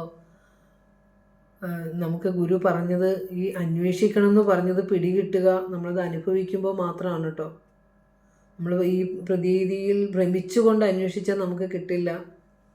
അതിനപ്പുറം നമ്മൾ കുറച്ച് നമുക്ക് അനുഭവമാകുമ്പോൾ കേട്ടും പഠിച്ചും അനുഭവിച്ചിൻ്റെ തലം കഴിഞ്ഞ് ഇനി എനിക്ക് കേൾക്കണ്ട പഠിക്കണ്ട എന്നുള്ളൊരവസ്ഥ വരും നമുക്ക്. അത് കഴിയുമ്പോഴാണ് നമ്മൾ എന്താ പറയുക, ഒന്നും വേണ്ടാന്ന് തോന്നും. അപ്പോഴാണ് നമ്മൾ സ്വസ്ഥമായി മനസ്സിൻ്റെ തലങ്ങളിലേക്കൊക്കെ ഒന്ന് കടക്കാൻ നമുക്ക് പറ്റുക. ഫ്രീ ആയിട്ട് ഇരിക്കാൻ തോന്നും, ശാന്തമായിട്ട് നമുക്ക് ഇരിക്കാനായിട്ട് തോന്നും. ഈ കഷ്ടപ്പെട്ട് വേദാന്തം ഒന്നും പഠിക്കേണ്ടി വരില്ല. കുറേ കേൾക്കണം കേട്ടോ. കേട്ട് ഈ സത്യത്തെ ഉള്ളിലേക്കൊന്ന് പോകണം. ഏതോ ദിവ്യമായ നിമിഷത്തിൽ ആ ഒരു തെളിവ് നമ്മളിൽ ഉണ്ടാവുമ്പോൾ നമുക്ക് ഈ ദുഃഖങ്ങളൊക്കെ എന്നേക്കുമായി നുള്ളി എടുത്തുകൊണ്ട് പോകും. ഒക്കെ വാസനകൾ ഒടുങ്ങാത്തത് കൊണ്ടാണ് വീണ്ടും നമ്മളിങ്ങനെ മനസ്സിലാകാത്ത ഭാഷകളെല്ലാം കേട്ട് ഈ അക്കാഡമിക്കലി പഠിക്കണത്. അറിവ് അനുഭവമായി മാറാനായിട്ട് നമ്മൾ ശ്രമിക്കേണ്ടതുണ്ട്. അപ്പോൾ നമ്മൾ പറഞ്ഞു, വേദാന്ത സത്യം അന്വേഷിച്ചറിഞ്ഞ ഗുരുവിനെ പോലെയുള്ള അനുഭവശാലികൾക്കാണ് ഈ അനുഭവം സാധിച്ചിട്ടുള്ളത്. കാലവും ദേശവും ഒക്കെ പ്രതീതിയാണെന്ന് തോന്നിയിട്ടുള്ളത്, അനുഭവിച്ചിട്ടുള്ളത്. മിഥ്യാസങ്കല്പങ്ങളെ തടഞ്ഞ് കാര്യകാരണ പ്രവാഹങ്ങളെ അവസാനിപ്പിച്ച് സത്യം കണ്ടെത്തിയ ഒരു ധീരൻ്റെ വാക്കാണ് നമ്മൾ പഠിക്കുന്നത്. വെറുതെ ഇങ്ങനൊരു സത്യം ഉണ്ടെന്ന് ഉപനിഷത്ത് കോട്ട് ചെയ്തുകൊണ്ട് എഴുതി വെച്ചതല്ല ഗുരു, അല്ലെങ്കിൽ ഗുരു ഗാനം ചെയ്തതല്ല. ഗുരു അനുഭവിച്ച അനുഭവമാണ്. ആ അനുഭവത്തിനെ നമുക്ക് ഒന്നും തിരിച്ചു പറയാനില്ല. അനുഭവമായി മാറുക മാത്രമേ ഉള്ളൂ നമുക്ക്, അല്ലേ? അതുപോലെ മനുഷ്യബുദ്ധിക്ക് നമ്മൾ മനുഷ്യൻ്റെ ബുദ്ധിയിൽ എന്തറിയപ്പെടുന്നോ ഏതിനെയും നമ്മൾ കാലദേശ പരിധിക്കുള്ളിൽ നിന്നുകൊണ്ടല്ലാതെ നമുക്ക് അന്വേഷിക്കാൻ കഴിയില്ല. മനുഷ്യൻ്റെ ഒരു കുഴപ്പം അതാണ്. എന്തിനെ നമ്മൾ അറിയണമെങ്കിലും കാലത്തിൻ്റെയും ദേശം എന്ന ഒരു പരിധിയിൽ നിന്നുകൊണ്ട് മാത്രമേ നമുക്ക് അന്വേഷിക്കാൻ കഴിയുള്ളൂ. ഈ ആധുനിക ശാസ്ത്രം പോലും ഈ കാലവും ദേശവും പരസ്പരം ആശ്രയിച്ച് നിൽക്കുന്നു എന്നുള്ളത് ആധുനിക ശാസ്ത്രവും അംഗീകരിക്കുന്ന ഒരു കാര്യമാണ്. അപ്പോൾ നമ്മൾ നേരത്തെ പറഞ്ഞാൽ ഒരു ചിന്തകൻ്റെ മുന്നിൽ ഈ ദേശകാലങ്ങൾ പൊട്ടിത്തകരുന്നവയാണെന്ന് ഗുരു നമ്മളോട് പറഞ്ഞു തന്നിട്ടുണ്ട്. ഈ ദേശകാലങ്ങൾക്ക് വസ്തുസത്തയോ സ്വന്തമായ നിലനിൽപ്പോ ഇല്ല എന്നുള്ളത് അറിയണം. കാലം എന്ന് പറയുന്ന വെറും കർമ്മത്തെ ആസ്പദമാക്കി രൂപം കൊള്ളുന്ന സങ്കല്പം മാത്രമാണ്. അതൊക്കെ നമ്മൾ ഒന്ന് നോട്ട് ചെയ്ത് വെച്ചാൽ മതി. കാലം കർമ്മത്തെ ആസ്പദമാക്കി രൂപം കൊള്ളുന്ന സങ്കല്പം മാത്രമാണ്. അപ്പോൾ അതുപോലെ തന്നെ ഒരു ഉപനിഷത്ത് സന്ദർഭം കൂടി കോട്ട് ചെയ്തിട്ട് നമ്മുടെ ക്ലാസ് അവസാനിപ്പിക്കാൻ തോന്നണം. അതായത് ഈ പ്രപഞ്ചത്തിൻ്റെ പ്രതീതിക്ക് ആധാരമായിരിക്കുന്ന സത്യം എങ്ങനെയാണ് കണ്ടെത്തേണ്ടത്? നമ്മൾ പറഞ്ഞില്ലേ, ഉപനിഷത് ഉക്തി രഹസ്യ മൂർത്തിടേണം എന്ന് പറഞ്ഞ ഗുരുവാണെന്ന് നമ്മൾ എപ്പോഴും പറയാറുണ്ട്, അല്ലേ? ഗുരുവിൻ്റെ ഓരോ കൃതികളുടെ സന്ദർഭം നമ്മൾ വിശദീകരിക്കുമ്പോഴും നമ്മൾ ഇതിന് എത്തിച്ചേരുന്നത് ഉപനിഷത്ത് സന്ദർഭങ്ങളിലേക്കാണ്. അപ്പോൾ ഉപനിഷത്തിലെ ഒരു സന്ദർഭമാണ്. ഉദ്ദാലക ആരുണിയുടെയും യാജ്ഞവൽക്യനും തമ്മിലുള്ള സംഭാഷണം. അതിവിടെ പ്രപഞ്ച പ്രതീതിക്ക് ആധാരമായ സത്യം എങ്ങനെയാണ് കണ്ടെത്തേണ്ടത്. ഇപ്പം നമ്മൾ പഠിച്ചുകൊണ്ടിരിക്കുന്ന സൂത്രം അതാണ്, അന്വേഷിച്ച് കണ്ടെത്തൂ എന്നല്ലേ പറഞ്ഞത്. അപ്പോൾ ആ പ്രപഞ്ച പ്രതീതിക്ക് ആധാരമായ സത്യം എങ്ങനെയാണ് കണ്ടെത്തേണ്ടത് എന്നതിനെക്കുറിച്ച് വ്യക്തമായ ഒരു മാർഗനിർദ്ദേശം നൽകുന്ന ഒരു ഭാഗമുണ്ട് ബൃഹദാരണ്യകോപനിഷത്തിൽ. യാജ്ഞവൽക്യനും ഉദ്ദാലക ആരുണിയും തമ്മിൽ ജനകന്റെ രാജസദസ്സിൽ വെച്ച് നടക്കുന്ന ഒരു സംവാദം. നമ്മൾ ഇതിനു മുമ്പും ഇത് ഒന്ന് വിചാരം ചെയ്തതാണ് ഈ മറ്റൊരു സന്ദർഭം. അതായത് അരുണപുത്രനായ ഉദ്ദാലകൻ യാജ്ഞവൽക്യനോട് പറയാണ്, ഞങ്ങൾ, അപ്പോൾ പറയുന്നത് ഉദ്ദാലകനാണ് അല്ലേ, ആരോടാ പറയുന്നത്? യാജ്ഞവൽക്യനോടാണ് പറയുന്നത്. ഞങ്ങൾ മദ്രദേശത്ത് കപിയുടെ പുത്രനായ പതഞ്ജലൻ്റെ വീട്ടിൽ താമസിച്ചുകൊണ്ട് യജ്ഞശാസ്ത്രം പഠിച്ചുകൊണ്ടിരിക്കുകയായിരുന്നു.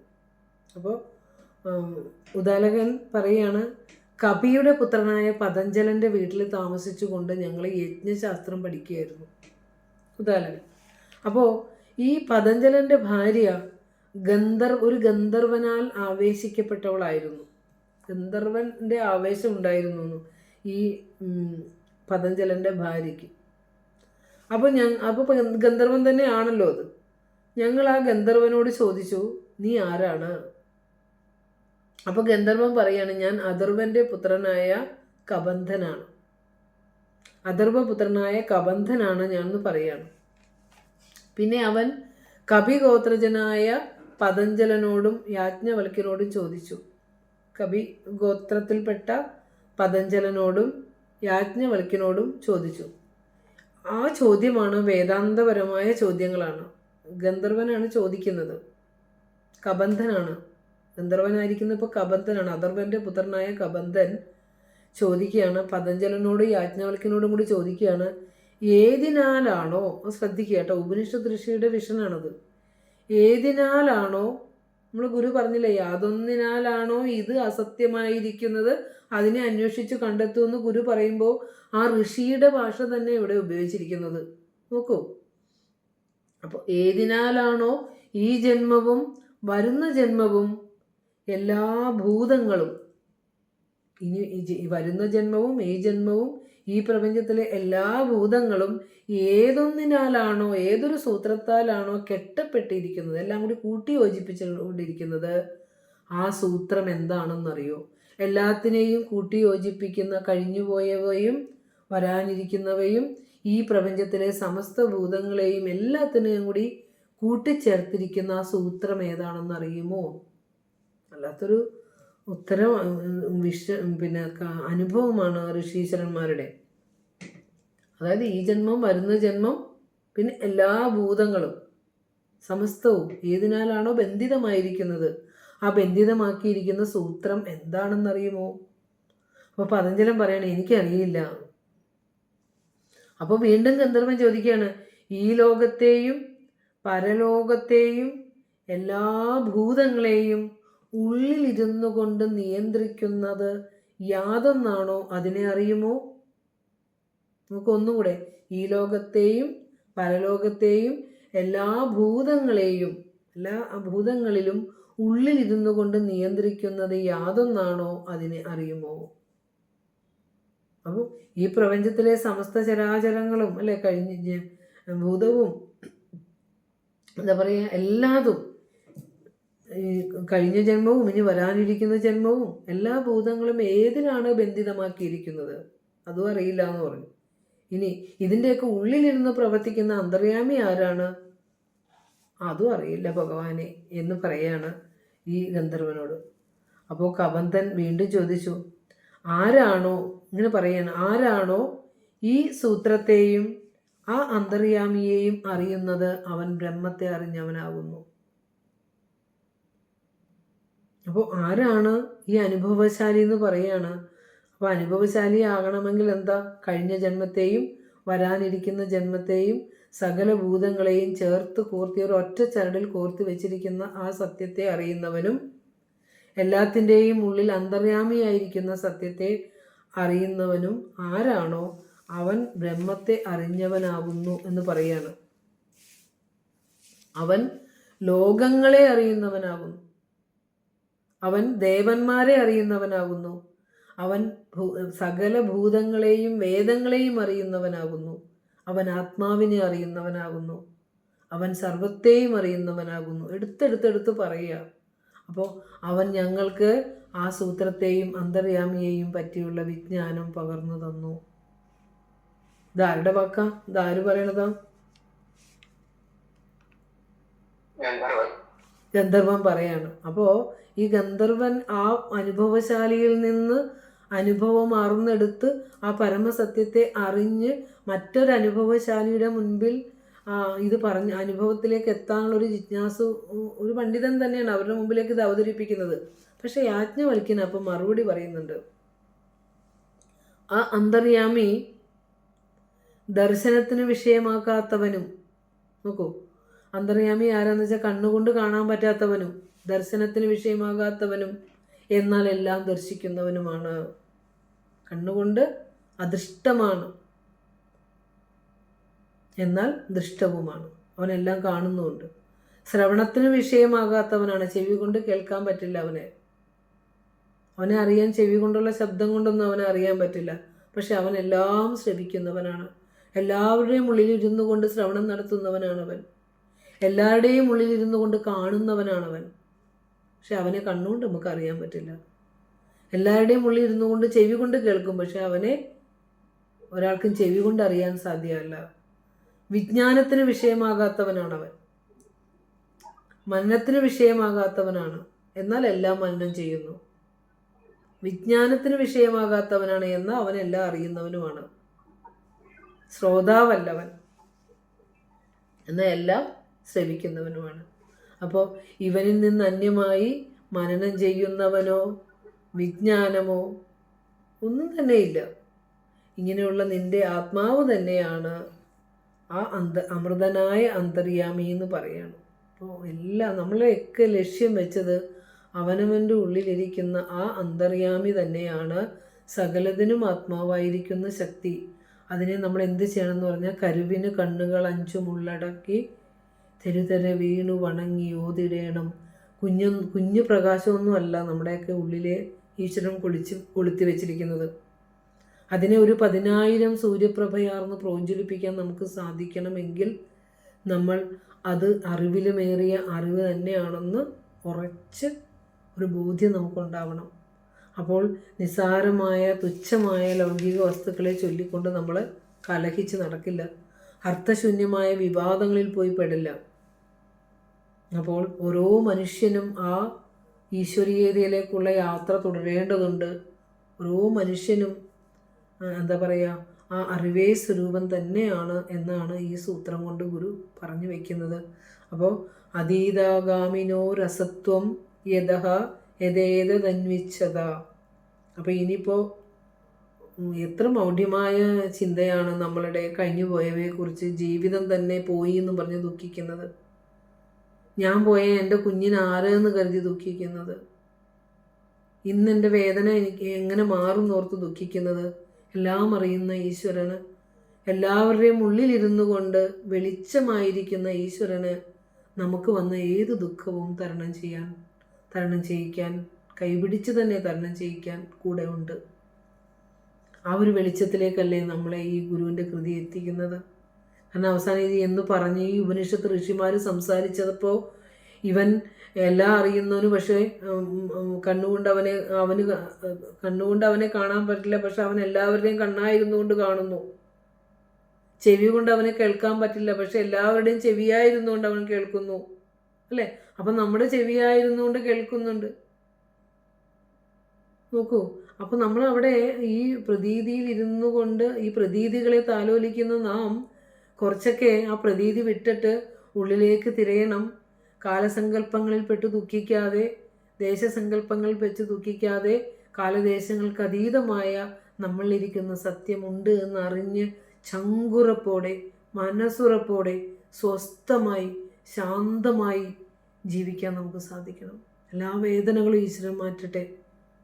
അതിനുള്ള എല്ലാ മനസ്സുറപ്പും ഭഗവാൻ ജഗദീശനും തരട്ടെ.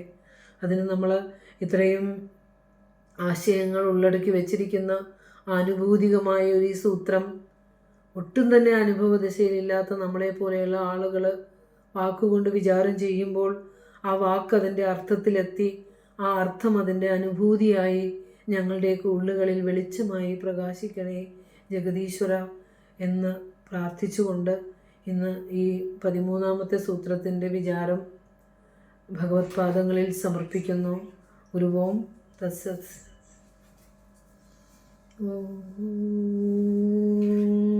പൂർണ്ണമദ പൂർണ്ണമിദം പൂർണ്ണാത് പൂർണ്ണമുദച്യതേ പൂർണ്ണസ്യ പൂർണ്ണമാദായ പൂർണ്ണമേവാവശിഷ്യതേ. ഓം ശാന്തി ശാന്തി ശാന്തി.